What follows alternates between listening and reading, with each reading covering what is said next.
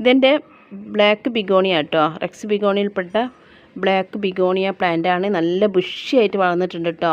ഇതിന് വേറെ ഏതെങ്കിലും പേരുണ്ടെങ്കിൽ നിങ്ങളൊന്ന് കമൻറ്റിലൂടെ രേഖപ്പെടുത്തണം. ഞാൻ പറയുന്ന പേര് ബ്ലാക്ക് ബിഗോണിയ എന്നാണ്.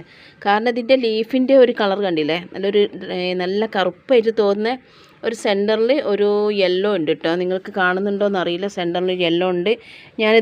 നിങ്ങൾ മദർ പ്ലാന്റ് ഒക്കെ കണ്ടിട്ടുണ്ടാകും എൻ്റെ വീഡിയോയിലൊക്കെ. ഞാൻ എൻ്റെ മദർ പ്ലാന്റ് നല്ല പുഷിയായിട്ട് വളർന്നത് എപ്പോഴും കാണിക്കാറുണ്ട്. അപ്പോൾ അതിൽ നിന്ന് ഞാനൊരു കട്ടിങ്സ് എടുത്തിട്ട് നട്ട് വെച്ചതാണ്. ഇത് കട്ടിങ്സ് എടുത്ത് നട്ട് വെച്ചിട്ട് പിന്നെ ഒരു 2 മാസമൊക്കെ ആയിട്ടുണ്ടാവും കേട്ടോ, അല്ലാണ്ട് ഇത്രത്തോളം ഒന്നും ആവില്ല.